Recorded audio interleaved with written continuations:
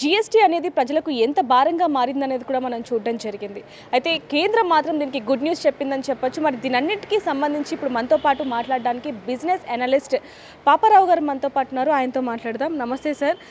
కేంద్రం మాత్రం ఒక గుడ్ న్యూస్ చెప్పిందని చెప్పొచ్చు. ఎందుకంటే ఏది కొనాలన్నా ఏది తినాలన్నా సరే ఖచ్చితంగా జీఎస్టీ, సెంట్రల్ జీఎస్టీ అలాగే స్టేట్ జీఎస్టీ అనేది ఉంటుంది. దానికి సంబంధించి కూడా ఇప్పుడు మాత్రం గుడ్ న్యూస్ చెప్పింది. దానికి సంబంధించి మీరు ఏం చెప్తారు? ఇక్కడ బిజినెస్ అనలిస్ట్ అని కాదు, ఎకనామిక్ ఆర్థిక విశ్లేషకుడు. వ్యాపారం గురించి నాకు పెద్ద ఇష్టం కూడా లేదు. నేను ఆర్థిక విశ్లేషకుడు అని చెప్పడమే బెటరు. తర్వాత ఇక్కడ ఏంటంటే ఇవాళ జిఎస్టీ రేట్లని తగ్గిస్తా జిఎస్టీ కౌన్సిల్ నిర్ణయం తీసుకుంది.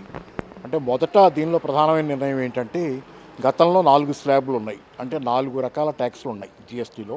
మామూలుగా జిఎస్టీ అంటే ఏంటంటే one tax one nation, one nation one tax అనేది. అంటే ఒక దేశం ఒక ట్యాక్స్ అని. అంటే అది ప్రధానంగా ఒకే నెంబర్ ఉండాలి. ఏదో ఒక నెంబరు ట్యాక్స్ అన్నిటి మీద ఒకే నెంబర్ 7%, 10%, 20% ఏదో ఒక నెంబర్ ఉండాలి. కానీ గతంలో 5 దాకా స్లాబులు ఉన్నాయి. ఇప్పుడు తర్వాత దాన్ని 4కి మార్చారు. 4ని ఇప్పుడు 2కి మార్చారు. గతంలో ఉన్న 4 స్లాబులు ఏంటంటే 5%, 12%, 18%, 28%. 4 స్లాబులుగా మార్చిన తర్వాత ఇప్పుడు 2 స్లాబులు ఏంటంటే 5%, 18% మాత్రమే మిగిలిని, 12%, 28% తీసేశారు. కాకపోతే ఇంకో ఎడిషన్ ఏంటంటే 28% స్లాబ్ ఏదైతే గతంలో సిన్ గూడ్స్ అని, లగ్జరీ గూడ్స్ అని ఉన్నాయో, సిన్ గూడ్స్ అంటే సిగరెట్లు, మద్యం, ఇలాగే గుట్కా ఇట్లాంటి వాటి మీద వేసిన పాన్ మసాలా, వీటి మీద వేసినటువంటి 28% ట్యాక్స్ని ఇప్పుడు దాంతోపాటుగా లగ్జరీ గూడ్స్, విలాస వస్తువుల మీద వేసిన దాన్ని 40%కి 28% తీసేశారు. కాబట్టి దాన్ని 40%గా మార్చారు. దాని గురించి ఎవరికి ఏ అభ్యంతరం లేదు. రెండోది ఏంటంటే ఇప్పుడు మామూలుగా ఓవరాల్గా 12% ట్యాక్సు, అలాగే 28 ఎత్తేసినప్పుడు 12% ట్యాక్స్ తీసేసిన తర్వాత జరిగిన దానిలో ఏంటంటే మేజర్ మార్పులు ప్రధానంగా చాలా సరుకులు 12% కింద ఉన్నాయి. కొన్నిటిని 18% కింద ఉన్న వాటిని కూడా 5%కో 0%కో మార్చారు. రేపు సెప్టెంబర్ 22వ తారీఖు దసరా నవరాత్రి ఉత్సవాల ప్రారంభ దినం నుంచి ఈ ట్యాక్స్ విధానం అమల్లోకి రాబోతుంది. అంటే ఆ రోజు నుంచి ధరలు తగ్గబోతున్నాయి అనేది సూచిక. కాబట్టి ఏంటి, ఇది కొంచెం సంతోషకరమైన విషయమే. మేజర్గా చాలా నిత్యావసర వస్తువుల మీద ధరలు తగ్గబోతున్నాయి. అందులో ముఖ్యంగా ఏంటంటే మనం షాంపూల దగ్గర నుంచి, బిస్కెట్ల దగ్గర నుంచి ప్రతిదాని మీద మామూలు నిత్యావసరాలు ఏదైతే మనం ఫ్యాక్టరీ తయారీ అంటే పరిశ్రమలో తయారయ్యే నిత్యావసర వస్తువులు, ప్యాక్డ్ ఫుడ్ కానీ ఇలాంటివన్నీ చాలా ప్రధానంగా ధరలు తగ్గబోతున్నాయి. అదొక ముఖ్యమైన విషయం. దాంతోపాటుగా ఏంటంటే కార్ల ధరలు కూడా తగ్గుతాయి. కార్ల ధరలు ముఖ్యంగా చిన్న కార్ల ధరలు భారీ ఎత్తున ఈరోజు తగ్గబోతున్నాయి. 1 లక్ష రూపాయల దాకా చిన్న కార్ల ధరలు అయితే, స్కూటర్ల ధరలు అయితే కనుక 10,000 రూపాయల దాకా తగ్గుతాయి అనేది. అలాగే లగ్జరీ కార్ల మీద అయితే 10 లక్షల దాకా కూడా తగ్గుదల ఉండొచ్చు అనేది అంచనా. సో ఓవరాల్ ఏంటంటే కార్ల మీద ధరలు, అలాగే చాలా వాటి మీద, ట్రాక్టర్ల మీద, అగ్రికల్చర్ ఇంప్లిమెంట్స్ మీద, ఇట్లాంటి వాటి మీద ధరలు తగ్గుతాయి. దాంతోపాటుగా ఇంకా ప్రధానమైనది మధ్యతరగతికి సంబంధించిన కూడా నుంచి ప్రధానమైన ఇదేంటంటే లైఫ్ ఇన్సూరెన్స్ మీద, హెల్త్ ఇన్సూరెన్స్ మీద ట్యాక్స్ని 18%గా ఉన్నది గతంలో. దాని మీద చాలా తీవ్రమైనటువంటి నిరసన ఉంది. గడ్కరీ గారు కూడా గతంలో ప్రస్తావించున్నారు.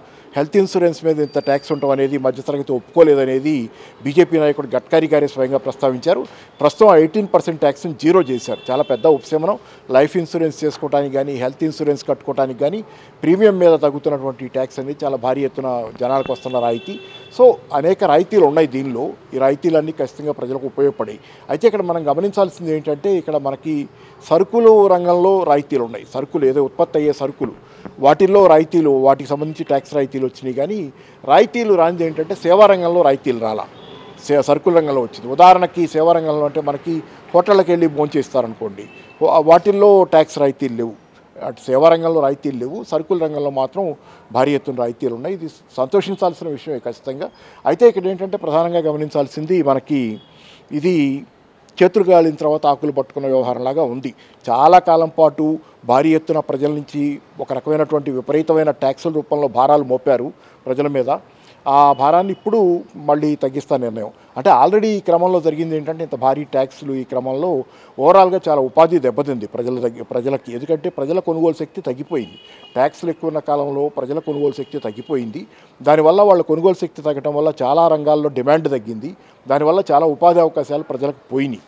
ఇది ఒక నష్టం జరిగింది. దాంతోపాటు ప్రధానంగా మనం గమనించాల్సింది ఏంటంటే ఈరోజు ట్యాక్సులు తగ్గించారు, ఏది జిఎస్టీ ట్యాక్సులు తగ్గించారు, కానీ ఎక్సైజ్ డ్యూటీ అలాగే ఉంది. Excise duty and petrol and diesel ఏం మార్చలా.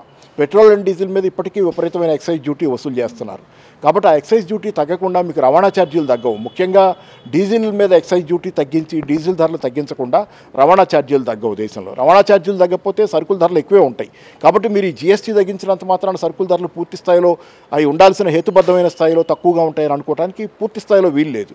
ఎందుకంటే డీజిల్ ఎక్కువ ఉన్నప్పుడు ధర ఆటోమేటిక్గా రవాణా ఛార్జీలు ఎక్కువ ఉండి ఎక్సైజ్ డ్యూటీ వల్ల దాంతో ఖచ్చితంగా ఏంటంటే ప్రజల మీద రవాణా ఛార్జీల భారం అనేది సరుకుల అమ్మకాల రూపంలో వ్యాపారస్తులు ప్రజల మీదకి పాస్ ఆన్ చేస్తారు. కాబట్టి ఆ భారం ఉంది. ఇంకా దాంతోపాటుగా ఇతరత్రా కూడా ఇన్కమ్ ట్యాక్స్, కార్పొరేట్ ట్యాక్స్ ఇట్లాంటివి తీసుకుంటే ఇప్పుడు ఇండైరెక్ట్ ట్యాక్స్ ఇది ఏదైతే జీఎస్టీ ఈరోజు స్లాబులు మార్చి తగ్గించారో ధరలు 12% వాటిని 5% చేయటం, 18% కొన్నిటిని 12% 5% చేయటం ఇట్లాంటివి చేశారు. దీనికి నిజంగా ప్రజలకు ఉపయోగపడాలంటే ఇతరత్రా కూడా ఉండాలి. ఉదాహరణ మధ్యతరగతి ఉంది. మధ్యతరగతికి వీటిల్లో చాలా ఉపయోగాలు ఉన్నాయి ఈ జీఎస్టీ రాయితీల్లో. ఇప్పుడు ఏంటంటే కుటుంబ మిషన్ల దగ్గర నుంచి మీకు చూసుకుంటే వాషింగ్ మెషిన్లు, ఫ్రిడ్జ్లు, టీవీలు అన్ని ధరలు తగ్గుతాయి కార్లతో సహా, చిన్న కార్లతో సహా. కానీ ఇక్కడ మీకు ఏమవుతుందంటే ప్రధానంగా ఇన్కమ్ ట్యాక్స్ సేల్ ఎక్కువ ఉంటుంది. మీకు గత అనేక సంవత్సరాలుగా జరుగుతున్న పరిణామాల్లో ముఖ్యంగా బీజేపీ అధికారంలోకి వచ్చిన తర్వాత కార్పొరేట్లు ఏదైతే పెద్ద ధనవంతులు ఉన్నారో కార్పొరేట్ ధనవంతులు కార్పొరేట్లు కట్టే ట్యాక్స్ మొత్తం తగ్గించారు. 2018లో కార్పొరేట్ ట్యాక్స్ని 32% నుంచి 22%, అంటే ఒకేసారి 10% తగ్గించేశారు. దీంతో కార్పొరేట్లకు చాలా పెద్ద రాయితీ అది, వాళ్ళు ట్యాక్స్ కట్టే తగ్గింది. దాంతో ప్రభుత్వానికి కార్పొరేట్ ఆదాయం తగ్గింది. రెండో పక్కన పర్సనల్ ఇన్కమ్ ట్యాక్స్ ఏదైతే ఉద్యోగస్తులు, వ్యాపారస్తులు వాళ్ళ ఆదాయాల్లో కడతారో ఆ ఇన్కమ్ ట్యాక్స్ పెరిగింది. ఆ ఇన్కమ్ ట్యాక్స్ ద్వారా ప్రభుత్వానికి వచ్చే ఆదాయం పెరిగింది. అంటే మధ్యతరగతిని, సామాన్య జనాన్ని మొన్నటిదాకా జీఎస్టీ ద్వారా, ఇప్పటికి కూడా జీఎస్టీలు ఇంకా చాలా రేషనలైజేషన్ జరగాలి. GST and personal income tax ద్వారా మధ్యతరగతిని బిండుతున్నారు. కార్పొరేట్లకు, ధనవంతులకు రాయితీలు ఇచ్చే వెల్త్ ట్యాక్స్ తీసేశారు. దాంతోపాటుగా ఈ కార్పొరేట్ ట్యాక్స్ తగ్గించారు. సో ధనవంతులకు రాయితీలు ఇస్తా పోయారు ఇన్నాళ్ళు. పేదవాళ్ళకి ఏ రాయితీలు లేవు, మధ్యతరగతికి ఏ రాయితీలు లేవు. వాళ్ళ దగ్గర నుంచి వాళ్ళ మీద పన్నుభారం పెరిగి వాళ్ళ దగ్గర నుంచి పిండారు. అంటే కాకుల్ని కొట్టి గద్దలకేసే తరహాగా తయారైంది ప్రభుత్వం తీరు. ఇప్పుడు కొంత ఇది ఫస్ట్ టైము ఈ ప్రభుత్వం అధికారంలోకి వచ్చిన తర్వాత సామాన్య జనానికి కాస్త ఇస్తున్నటువంటి రాయితీ ప్రభుత్వం. ఎందుకంటే ప్రధానంగా ఇక్కడ ఈ రాయితీ అయినా ఎందుకు ఇచ్చారంటే వాళ్ళు డిఫెన్సివ్లో ఉన్నారు. ఈ మధ్యకాలంలో మోడీ గారు కానీ, బీజేపీ కానీ ప్రభుత్వం చాలా కష్టాల్లో ఉంది. దానికి బాగా ఇబ్బందులు, ప్రజాభిమానం తగ్గుతుంది, రకరకాల కారణాలతో తగ్గుతుంది. ఆ కారణంతో ఏంటంటే ప్రజల్ని మళ్ళీ ఎలాగైనా తమ ఫోల్డ్లోకి తీసుకోవాలనే ప్రయత్నంలో భాగంగా ఈ ట్యాక్సుల తగ్గింపు అనేది జరిగింది. ఏదేమైనా రాజకీయ కారణాలు ఎట్లా ఉన్నా ట్యాక్స్ తగ్గింపు మంచిదే. అయితే రెండో పక్కన మీకు జరుగుతున్న పరిణామాలు చూస్తే ఈ మధ్యకాలంలో అసలు ఆదాయాలంటూ ఉంటే జీఎస్టీ వల్ల ఉపయోగం, అసలు ఆదాయాలు, ఉపాధి ఉండి ప్రజల ఆదాయాలు ఉంటే కనుక వాళ్ళకి దానివల్ల తగ్గిన ధరల వల్ల వాళ్ళ కొనుగోలు శక్తి మెరుగ్గా ఉంటుంది. కానీ ఇక్కడ మీకు ఆదాయాలే పడిపోతున్న స్థితి, నిరుద్యోగం పెరుగుతున్న స్థితి దేశంలో గత 10 ఏళ్లుగా భారీగా ఉంది. ఉదాహరణ మీరు తీసుకుంటే డిమానిటైజేషన్ కాలంలో చాలా పెద్ద ఎత్తున భారత ఆర్థిక వ్యవస్థ దెబ్బతింది. ఆ రోజే మన్మోహన్ సింగ్ గారు స్వయంగానే పార్లమెంట్లో చెప్పారు, ఈ డిమానిటైజేషన్ వల్ల భారతదేశ ఆర్థిక వ్యవస్థ జీడిపి అనేది 1% మేరకు ఎఫెక్ట్ అవుద్ది, దెబ్బతింటుంది, ఆ మేరకు తగ్గుద్ది అని చెప్పారు. అది ఇప్పటికీ ప్రభావం చూపిస్తుంది డిమానిటైజేషన్ ఎఫెక్ట్ కింద దేశంలో మీడియం అండ్ స్మాల్ ఎంటర్ప్రైజెస్, చిన్న మధ్య తరహా పరిశ్రమలు, సూక్ష్మ పరిశ్రమలు చాలా పెద్ద ఎత్తున మూత వేయబడ్డాయి. దానివల్ల చాలామంది ఉపాధి కోల్పోయారు, చాలామంది జీవితాలు కకావికలమైనవి.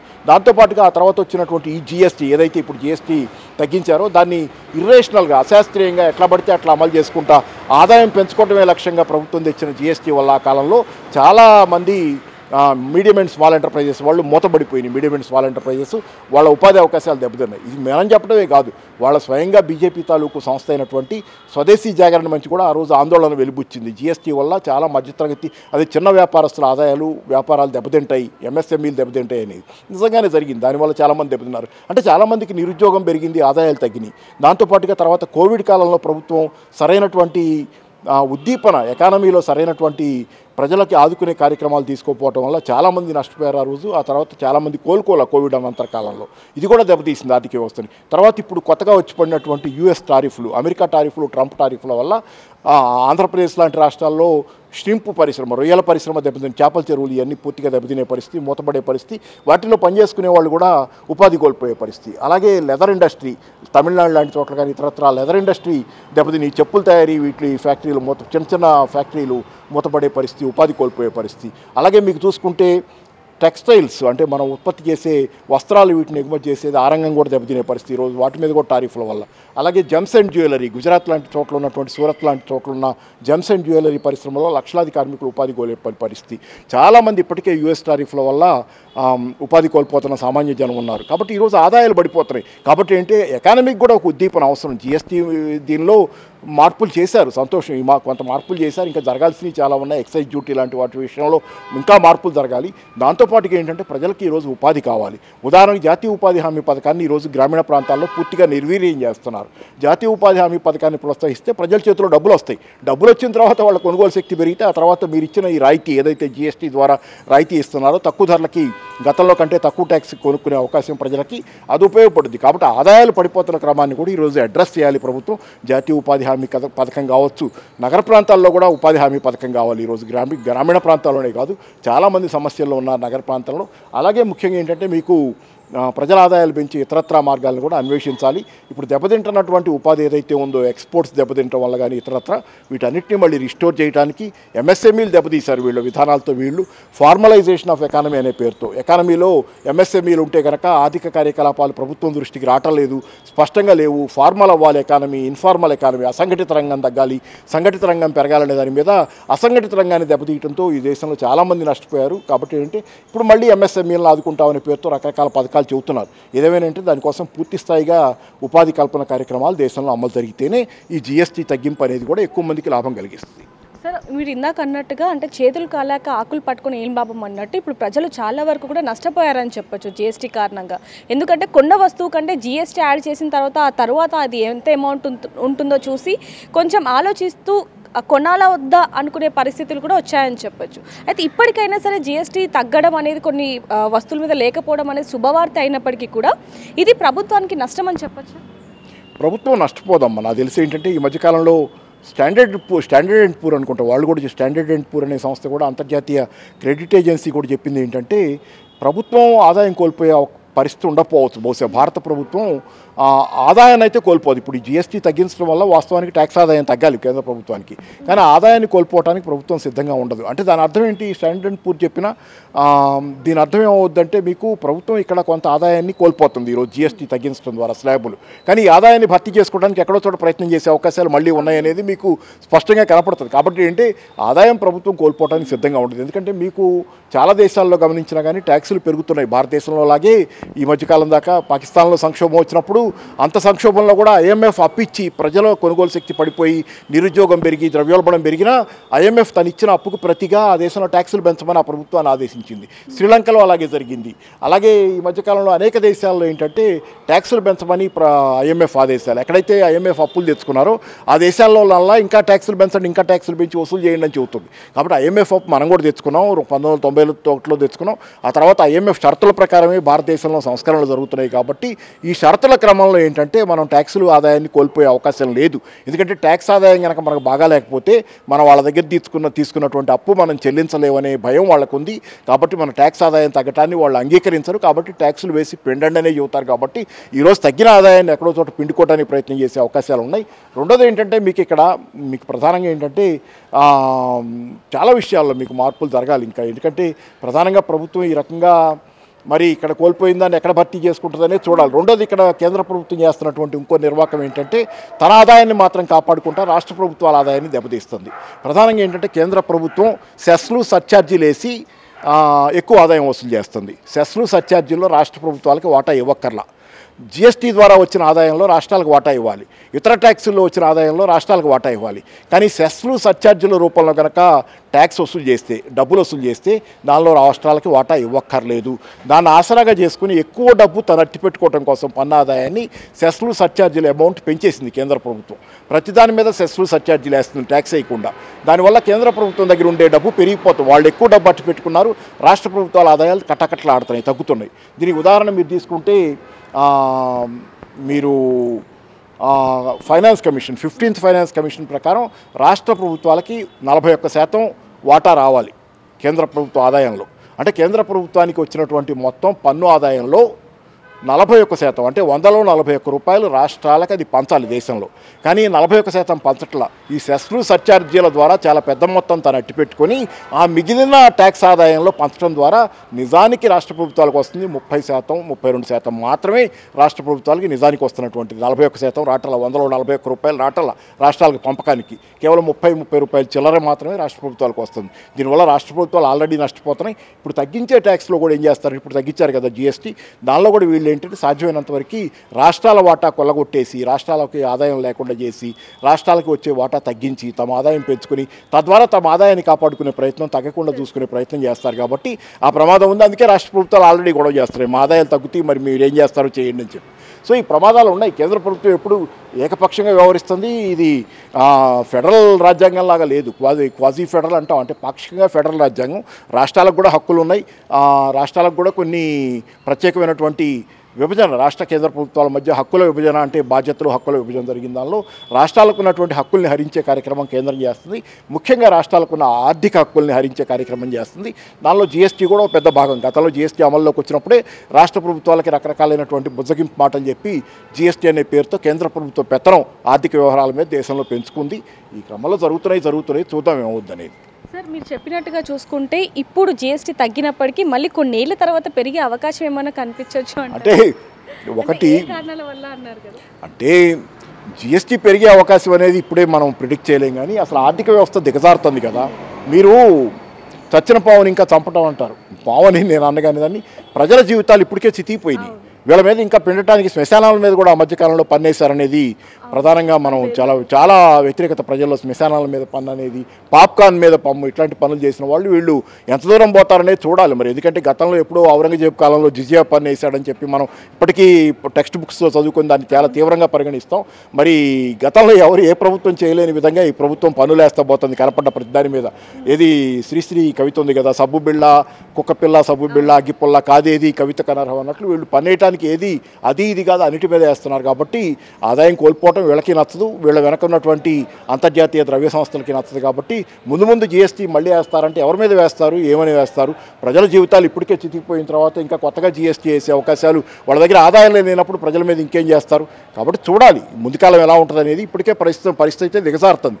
మొన్న Q1లో ఏదైతే ఏప్రిల్ జూన్ కాలం ఉందో ఆ కాలంలో జీడిపి 7.8% పెరిగింది. 3 నెలల కాలంలో ఘనంగా 4%, 8% పెరిగిందని ఘనంగా చెప్పుకుంటున్నారు. కానీ అది తాత్కాలికం మాత్రమే, అది ఖచ్చితంగా నిలబడేది కాదు. ఆర్థిక వ్యవస్థ అయితే చితికిపోతుంది, దెబ్బతింటుంది. కాబట్టి ఇట్లాంటి పరిస్థితుల్లో వీళ్ళు ఇంకా కొత్తగా ట్యాక్స్లు వేసే సాహసం చేస్తారని నేను అనుకోను. ఆ సాహసం చేస్తే ప్రభుత్వమే మనుగడ సాగించలేదు.